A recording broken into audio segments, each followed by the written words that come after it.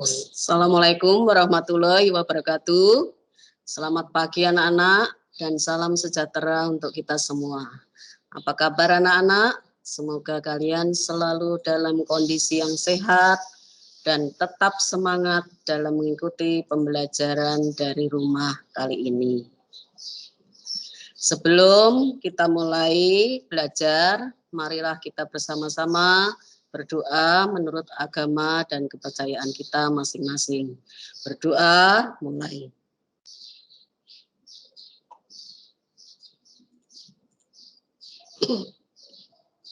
Selesai. Sebelum kita ke materi, Ibu ingatkan pada kalian semua anak-anak, bahwasannya untuk tugas dari seni budaya itu masih banyak yang belum ngumpul. Tugas itu Ibu masukkan ke dalam nilai keterampilan. Jadi kalau kalian tidak ngumpul tugas, berarti nilai keterampilan kalian kosong.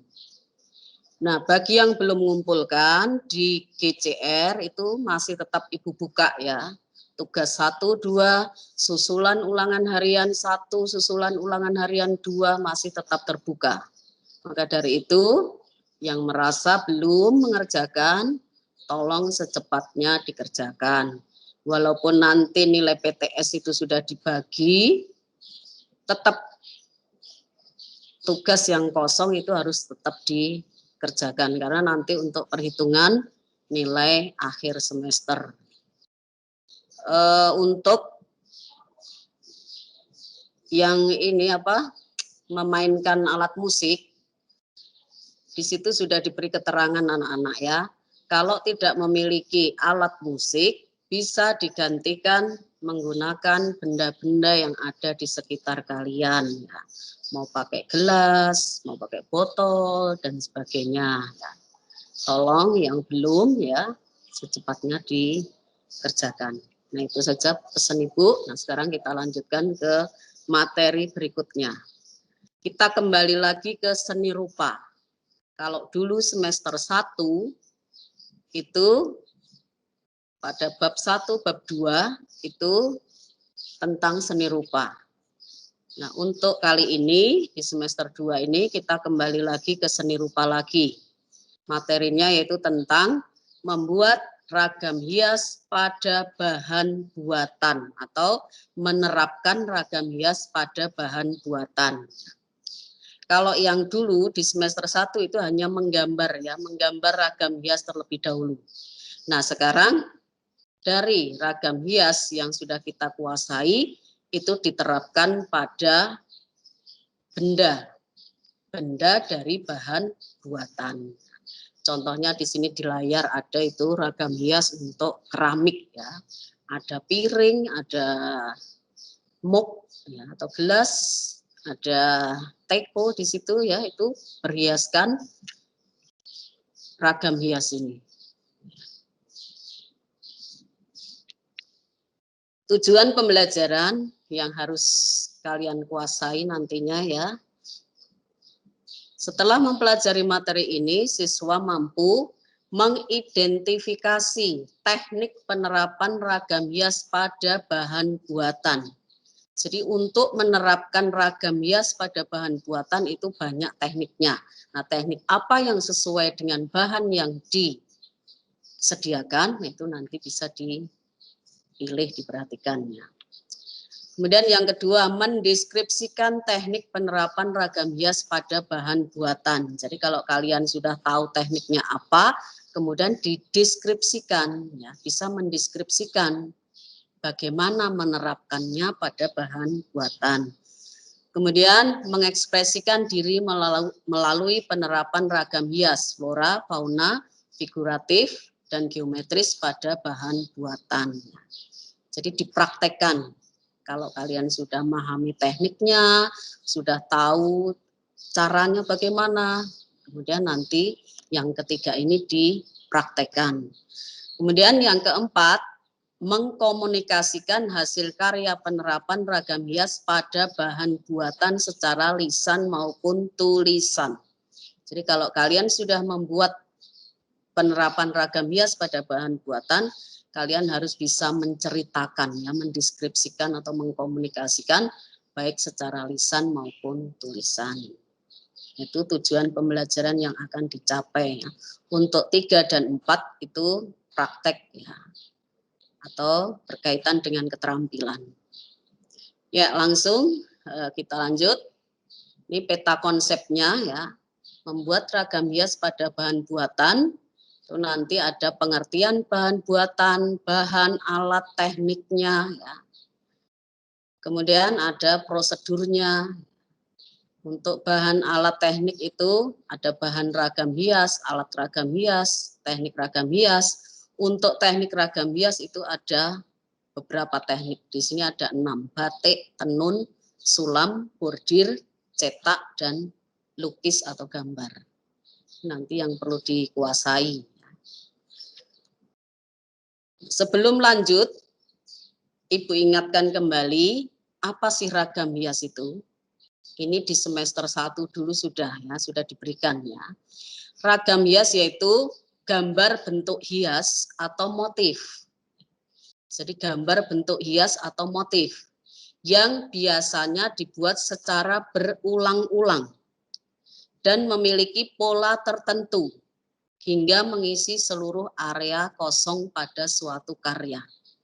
Jadi bentuk hias, gambar bentuk hias atau motif yang dibuat secara berulang-ulang sehingga memenuhi area kosong pada suatu karya. Misalnya kalian dulu ada yang buat, ya, pakai jangka, ya, dibuat lingkaran tengahnya, kemudian di pinggir sudut-sudutnya diberi seperti kelopak bunga. Nah, itu kan diulang-ulang, tidak hanya sekali. Diulang ke sebelahnya, diulang sebelahnya, diulang ke bawahnya, dan seterusnya. Itu, ya, kecenderungan ragam hias itu motifnya dibuat secara berulang dengan pola tertentu. Ya, polanya bisa mendatar, bisa vertikal, bisa diagonal, ya, tergantung keperluan. Kemudian motif itu ada 4, motif flora, fauna, geometris, figuratif. Ini baru sekedar mengulang, ya, anak-anak, ya. Flora itu tumbuhan, bentuk tumbuhan yang digayakan. Karena menggambar motif itu harus dengan penggayaan. Harus dengan digayakan, ya. Penggayaannya bisa dengan stilasi, bisa juga dengan deformasi. Kalau stilasi itu penggayaannya dengan melebih-lebihkan bentuk, kalau deformasi itu penggayaannya dengan lebih menyederhanakan bentuk. Jadi flora, ya, flora itu tumbuhan yang digayakan. Kemudian fauna, fauna itu hewan atau binatang yang digayakan. Geometris, bentuk-bentuk geometri, ya, bidang garis digayakan, ya. Kemudian figuratif, itu bentuk manusia yang digayakan. Flora tumbuhan, fauna hewan, geometris itu bidang atau garis, figuratif itu manusia yang digayakan. Ini sekedar mengingatkan, ya.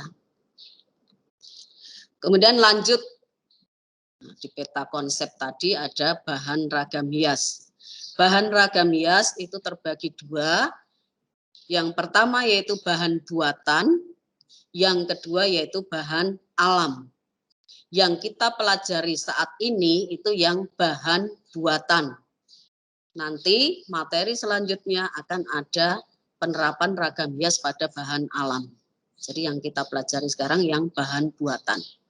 Bahan buatan adalah bahan yang dibuat oleh manusia, baik secara manual maupun secara masinal, atau secara manual maupun menggunakan alat mesin.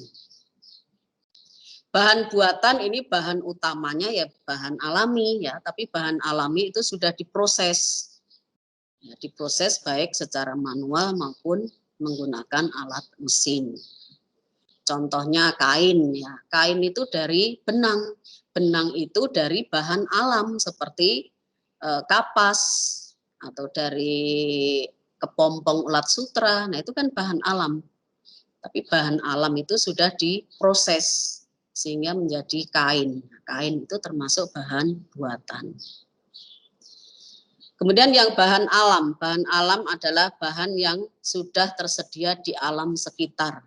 Bahan yang ada di sekitar kita langsung digunakan, itu termasuk ke dalam kategori bahan alam.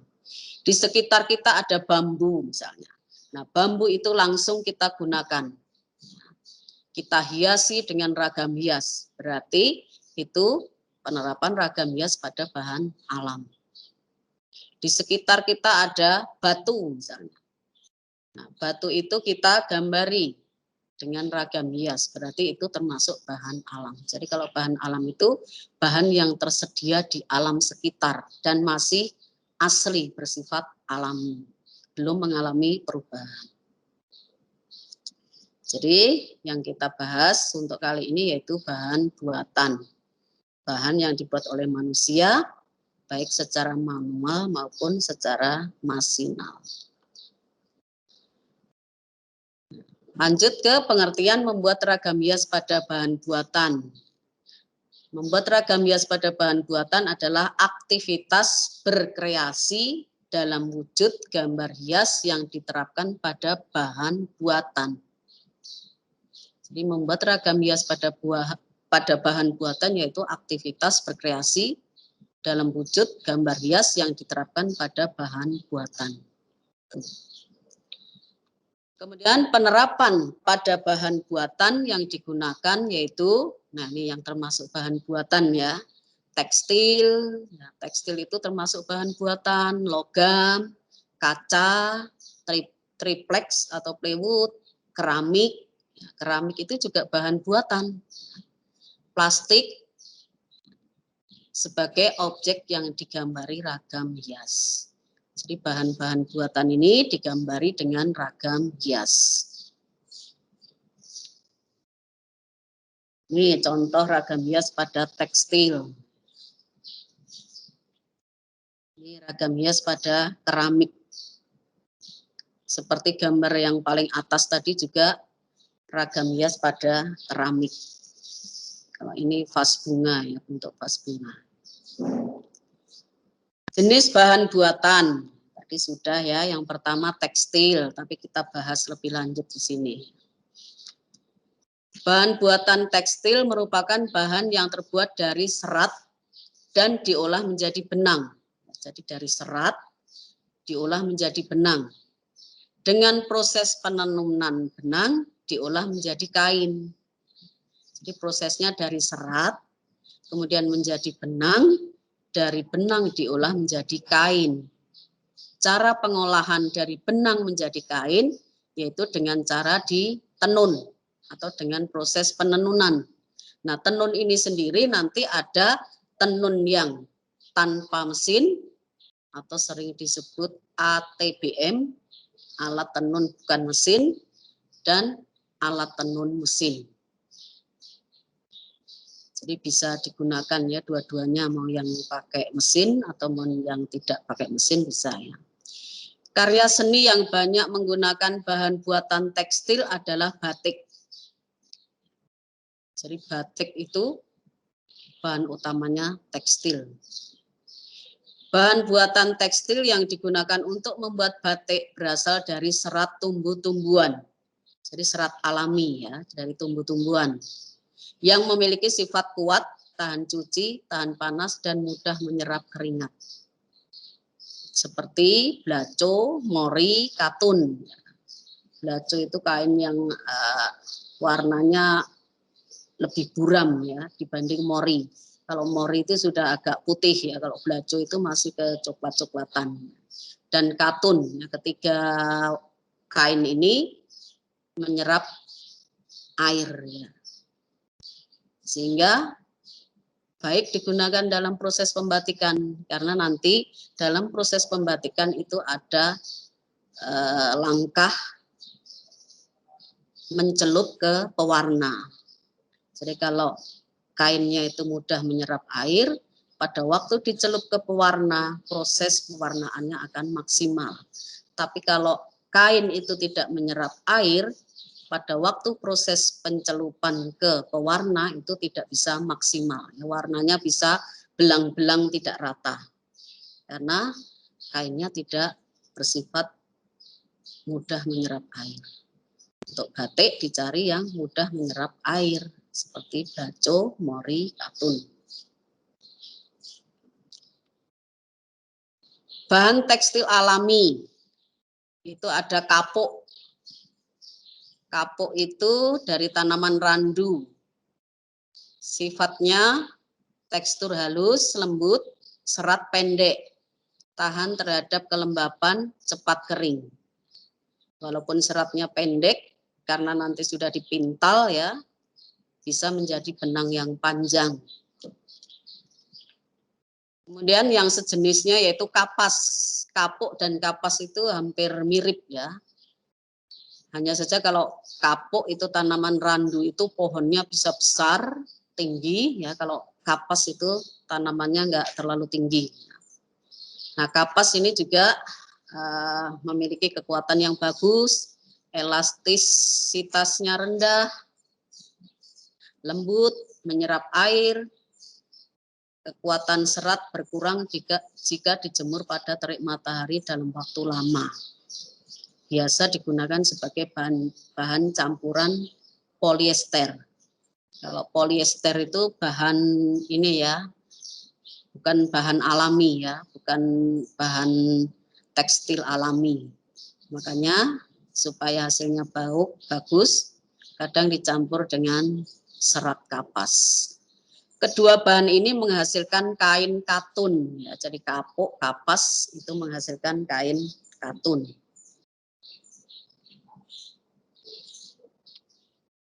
Sutra. Sutra itu juga termasuk alami karena terbuat dari kepompong ulat sutra. Sifat dari bahan ini halus, lembut, berkilau, mengkilat atau berkilau, licin, lentur, nyaman saat digunakan. Biasa digunakan untuk membuat kemeja, jubah, dasi, gaun. Bisa dibuat menggunakan kain sutra. Jadi kalau bahannya sutra, kepompong ulat sutra disebut dengan kain sutra. Kemudian yang keempat yaitu wool, kain wool. Kain wool itu berasal dari bulu domba. Jadi kain wool itu berasal dari bulu domba. Ini banyak dari Australia ya, kain wool itu banyak dari Australia. Kalau sutra itu banyak dari itu Sulawesi Selatan itu banyak ya sutra. Memiliki tekstur yang kasar dan berkerut. Biasanya digunakan untuk membuat jaket, jas, selimut, dan karpet. Sifat wool tidak mudah kusut, tahan panas, lentur. Sifat dari kain wool. Ini gambarnya ya, yang paling kiri itu kapuk. Kapuk ini mirip seperti kapas, hanya saja kalau pada kapuk itu banyak biji-bijinya. Biasanya kapuk ini digunakan juga untuk membuat tilam, tilam dari kapuk. Nah, kalau yang ini, yang sebelahnya gambar 3B itu kapas. Kainnya seratnya lebih lembut yang kapas, lebih putih. Dan seratnya lebih panjang yang kapas juga dibanding kapuk.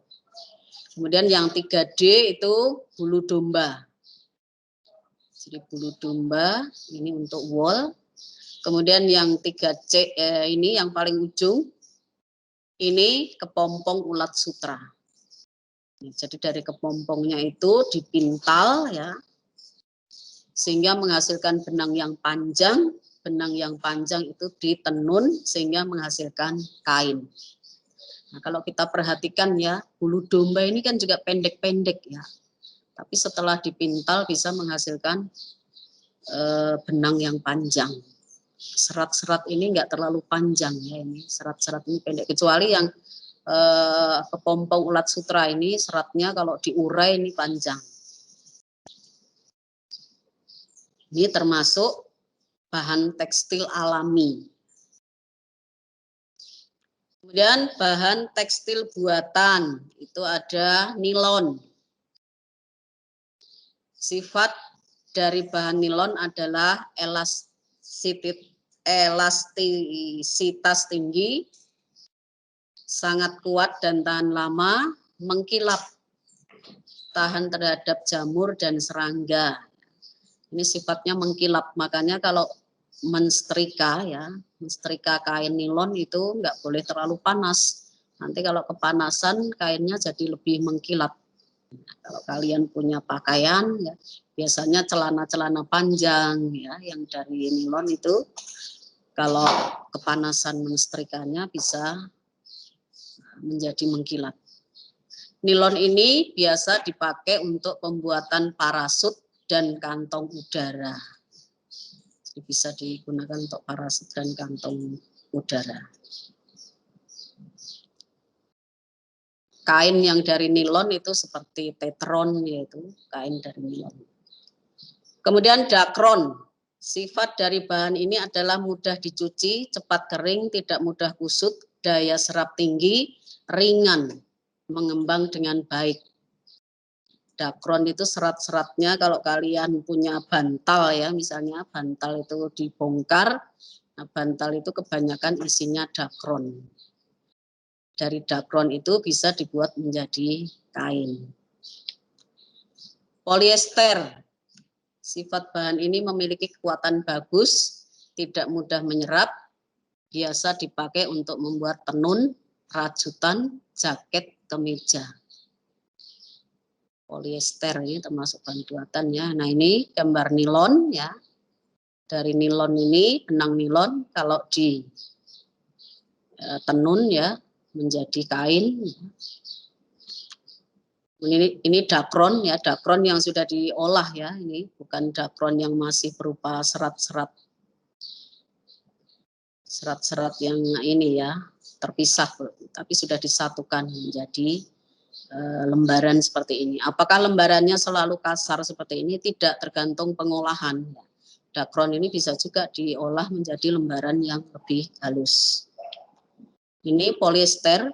Polyester ini juga tidak mesti seperti ini hasil pengolahannya. Ini terkesan kasar ini ya. Bisa juga polyester itu diolah menjadi kain yang halus.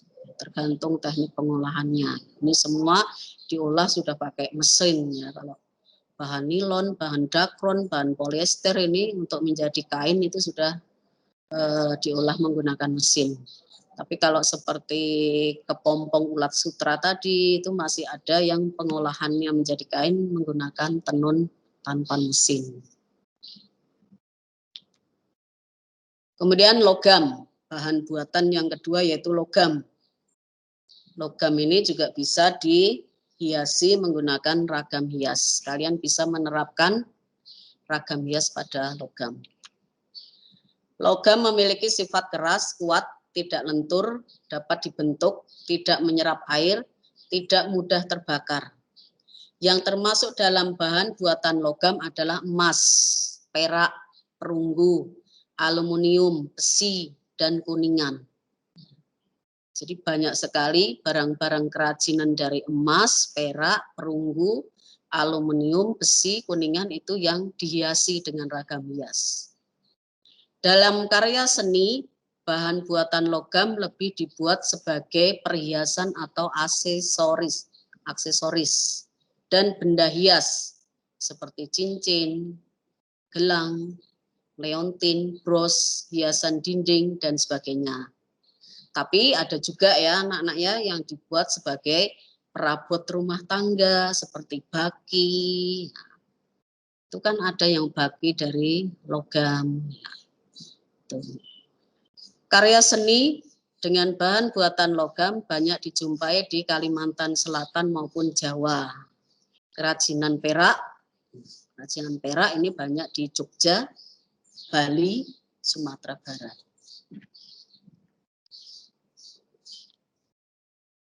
Kemudian bahan buatan yang ketiga yaitu keramik. Keramik itu bahan dasarnya tanah. tanah yang sudah diolah sehingga menghasilkan keramik. Keramik merupakan benda pecah belah yang terbuat dari tanah liat dan telah mengalami proses pembakaran. Jadi belum dikatakan keramik kalau belum mengalami proses pembakaran. Jadi keramik itu harus melalui proses akhir pembakaran. Jadi dari tanah liat dibentuk, dikeringkan, kemudian dibakar. Itulah baru bisa dikatakan keramik. Tanah liat memiliki sifat yang elastis sehingga mudah untuk dibentuk, yang kemudian dibakar pada suhu yang ditentukan sehingga akan menjadi keras, padat, mudah pecah, dan kedap air. Jadi kalau tanah liat itu sudah dibakar, air itu tidak akan mudah merembes keluar. Kuat ya, seperti kendi misalnya. Yang di rumah ada kendi untuk menyimpan air, ya kendi itu dari tanah liat. Itu kalau diisi air, airnya tidak akan merembes keluar. Keramik dengan bakaran rendah disebut sebagai gerabah. Jadi keramik itu ada tingkatannya. Tingkatan keramik itu tergantung dari tingkatan suhu yang digunakan pada saat pembakaran. Kalau suhu rendah itu menghasilkan gerabah seperti kendi, periuk, belanga, tempayan. Ya. Nah nanti kalau pembakarannya sampai suhu yang tinggi itu akan menghasilkan porselin. Jadi tingkatannya itu gerabah, keramik, porselin. Itu tergantung dari suhu yang digunakan. Kalau suhunya di bawah 1000 itu biasanya masuk kategori gerabah. Jadi keramik ini juga masuk bahan buatan. Nah, keramik sekarang banyak dihiasi dengan ragam hias. Plastik itu juga termasuk bahan buatan. Merupakan hasil pengolahan minyak mentah yang memiliki sifat tidak tembus air, mudah dibentuk dan dicetak, ringan, tidak mudah dicat, mudah terbakar, lentur, tembus pandang. Nah ini ya, kalau dibanding dengan bahan-bahan yang lain, plastik ini paling susah dicat. Kenapa? Karena untuk menempel ke plastik itu, cat itu sulit sekali.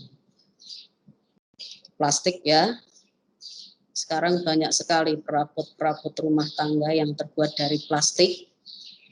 Nah, supaya lebih menarik, perabot rumah tangga itu juga dihiasi dengan ragam hias. Kemudian yang kelima, kaca.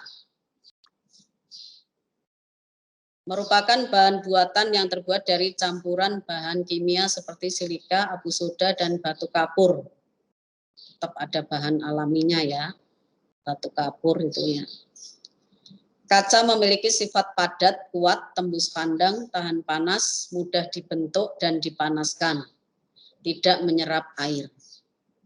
Kaca biasanya digunakan untuk keperluan rumah tangga atau dijadikan perabot rumah tangga seperti cermin, gelas, teko, mangkok, vas bunga, dan sebagainya. Bahkan dijadikan komponen dalam rumah seperti jendela dan pintu. Karya seni kaca 2 dimensi seperti lukis kaca banyak dijumpai di daerah Cirebon, Jawa Barat. Jadi lukis kaca ya, kaca yang dilukis itu banyak dijumpai di Cirebon, Jawa Barat. Nah, sekarang sudah berkembang ya. Banyak kita jumpai pada jendela, pintu rumah yang sentuhan seninya menggunakan teknik seni kaca patri dan seni kaca grafir.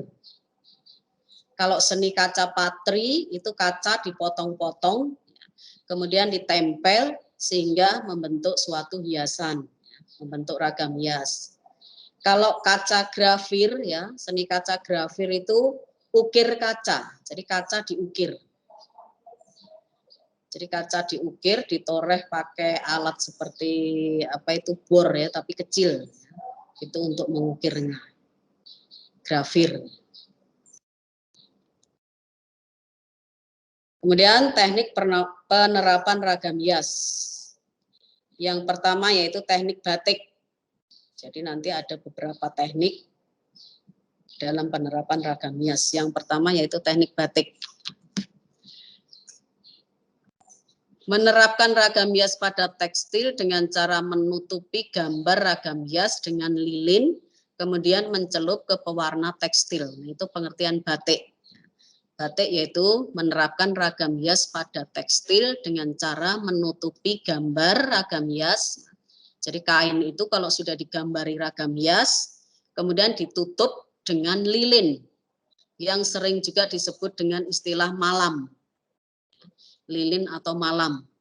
Kemudian setelah semua gambar ditutup dengan lilin, dicelup ke pewarna tekstil. Terakhir yaitu pelepasan lilin sampai bersih sehingga terbentuk ragam hias. Teknik batik disebut juga teknik tutup celup. Artinya ditutup dengan lilin tadi sebagai penghalang warna. Jadi kalau kain itu sudah ditutup dengan lilin atau malam, tidak akan tertembus oleh warna pada saat dicelup. Sehingga nanti yang dikehendaki tanpa warna, gambar-gambar yang dikehendaki tanpa warna itu tidak akan terkena warna. Celup itu menggunakan pewarna tekstil. Jadi batik sering juga disebut teknik tutup celup. Ditutup pakai malam, dicelup pada pewarna tekstil. Teknik batik, ini contohnya. Kalau alat yang digunakan pakai canting, ini berarti termasuk dalam kategori batik tulis. Karena nanti batik itu ada beberapa pembagian ya. Ada batik tulis, batik cap, dan ada batik printing. Batik yang di-print. Seperti seragam sekolah kalian yang ada batiknya, nah itu termasuk ke dalam kategori batik printing. Di-print pakai mesin print. Teknik tenun. Penerapan ragam hias pada bahan tekstil dengan cara menenun benang, pakan, dan benang lungsi. Jadi dalam tenun, dalam teknik tenun itu ada dua jenis benang ya. Benang pakan dan benang lungsi yang dibantu menggunakan alat tenun. Jadi benang pakan dan benang lungsi itu saling susup-menyusup. Menyusupkannya itu menggunakan alat tenun. Baik alat tenun mesin maupun alat tenun yang bukan mesin. Motif ragam hias terbentuk dari pemakaian benang yang warnanya berbeda. Jadi kalau kalian lihat ya hasil kain tenun ya, itu memiliki motif juga. Cara memunculkan motif yaitu dengan menggunakan benang yang berbeda warna. Dari perbedaan warna benang itu nanti bisa menghasilkan motif. Nah ini contohnya, ini tenun bukan mesin, tenun manual ini. Nah lungsi itu yang sejajar dengan penenun, yang tegak. Ini ya lungsi itu yang ini, yang ada warna merah, ungu, kuning, ini lungsi. Kemudian yang pakan itu yang mendatar. Jadi lungsi yang tegak, ya, yang tegak lurus dengan penenun. Pakan itu yang mendatar. Yang dipasang terlebih dahulu itu lungsinya. Ya, yang tegak lurus dengan penenun itu benang-benangnya dipasang dulu, dirangkai dulu. Baru nanti pakan itu yang dimasukkan atau disusup-susupkan pada lungsi. Nanti kalau sampai pada pertemuan berikutnya ya mungkin akan ditampilkan ya seperti apa video proses menenun itu. 3 menit. Iya kan? Habisin aja. Nih ya teknik tenun. Kemudian teknik sulam. Ini penerapan ragam hias pada tekstil dengan cara menyulam benang warna-warni dengan bantuan jarum. Jadi seperti orang menjahit. Seperti orang menjahit, hanya saja menjahitnya sesuai dengan gambar yang ada. Cara menyulam bisa menggunakan beberapa jenis tusuk. Ini mungkin waktu SD dulu sudah diajari ya. Ada tusuk delujur, ada tusuk silang, ada tusuk rantai dan sebagainya. Itu bisa diterapkan pada teknik sulam ini. Ini contohnya ya. Ini pakai tusuk silang. Teknik bordir. Teknik bordir itu hampir sama dengan teknik sulam, hanya saja pada teknik bordir itu menggunakan mesin jahit. Tidak secara manual ya, menjahitnya tidak secara manual tapi menggunakan mesin jahit atau mesin bordir. Ini seperti ini contohnya. Nah, ini mesinnya tidak hanya satu jarum ya, ini menggunakan beberapa jarum supaya lebih cepat ya. Tapi ada juga yang hanya menggunakan satu jarum. Kemudian teknik cetak. Menerapkan ragam hias pada bahan buatan dengan membuat gambar ragam hias dengan alat cetakan. Jadi cetakan itu digambari dulu ya. Mungkin kalian dulu di SD pernah disuruh bawa umbi-umbian ya. Kemudian dari umbi-umbian itu dicungkilin ya. Kemudian dicetakkan. Nah, cetak ini nanti ada cetak tinggi. Cetak tinggi itu seperti stempel yang tinggi huruf-hurufnya. Cetak datar. Cetak datar itu ya seperti printing, ya itu cetak datar. Cetak saring atau sablon, termasuk teknik-teknik cetak. Nah ini termasuk cetak tinggi ini. Teknik gambar atau lukis. Berarti penerapan ragam hias dengan cara menggambar ragam hias secara langsung pada bahan yang akan kita gambari. Seperti kalau kita menggambar atau melukis, bahannya apa? Kalau bahannya kain ya berarti melukisnya, menggambarnya di kain. Kalau bahannya plastik berarti menggambarnya atau melukisnya di plastik. Nah ini contohnya, ini melukisnya di kain. Jadi kainnya dilukis. Kemudian untuk alatnya nanti menyusul. Kemudian untuk tugas. Tugas ini nanti Ibu ambil untuk nilai keterampilan. Tugasnya yaitu amatilah salah satu proses penerapan ragam hias pada bahan buatan bisa melalui video dari internet atau pengamatan secara langsung pada pembuatnya. Misalnya ya, di tetangga kalian ada yang tukang sablon misalnya. Bisa kalian mengamati secara langsung. Di tetangga kalian ada yang biasa bordir, menyulam. Nah, bisa secara langsung. Kalau tidak ada secara langsung, bisa cari di video, ya, cari video di internet. Kemudian yang kedua, buat laporan hasil pengamatan terhadap proses penerapan ragam hias pada bahan buatan.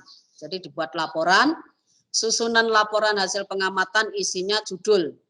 Jadi paling atas diberi judul. Misalnya proses pembuatan batik tulis. Misalnya lagi proses pembuatan bordir pada kain. Jadi diberi judul. Kemudian yang B, bahan.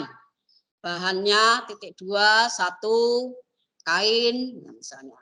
2 pewarna dan sebagainya. Alat titik 2, 1 misalnya gunting. Kemudian ada jarum dan sebagainya misalnya. Langkah kerja. Nah, langkah kerja ini mulai dari awal sampai akhir. Misalnya langkah pertama, siapkan bahan dan alat. Langkah kedua, gambar ke bahan buatan misalnya. Langkah ketiga, diwarnai dan sebagainya misalnya. Kemudian yang E, penilaian kalian terhadap karya yang kalian amati. Kalian bisa memberikan penilaian atau komentar terhadap bahan yang kalian amati. Terhadap karya ya, bukan bahan. Kalian bisa memberikan penilaian ya terhadap karya yang diamati. Misalnya penilaiannya bagaimana, bagus karena begini-gini, kurang bagus karena begini-gini misalnya. Kemudian laporan lebih bagus dilengkapi dengan gambar. Jadi untuk memperjelas bisa dilengkapi dengan gambar. Misalnya bahannya jarum, oh ada gambar jarum. Oh bahannya, sorry ya bukan bahan ya, alatnya jarum, misalnya ada gambar jarum. Bahannya kain, ada gambar kain dan sebagainya. Langkah kerja, langkah pertama begini, langkah kedua begini, misalnya dilengkapi dengan gambar itu nilainya akan lebih bagus. Nah itu ya mengenai tekniknya nanti menyusul ya. Tekniknya nyusul, sementara dikumpulin dulu ya, dibuat dulu. Nanti kalau sudah dibuka di GCR, dikerjakan di GCR. Nah itu saja yang Ibu sampaikan untuk kali ini. Ada kurang lebihnya mohon maaf. Dan Ibu akhiri, Assalamualaikum warahmatullahi wabarakatuh.